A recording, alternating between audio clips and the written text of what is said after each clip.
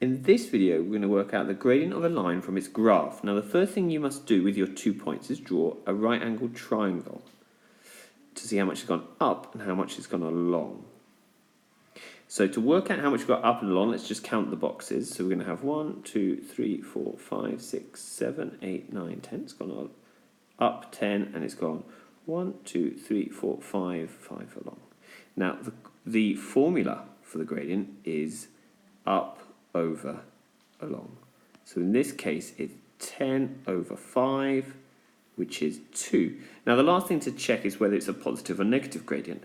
Now, as the line is going up from left to right, it's a positive gradient. So our gradient of this line is 2.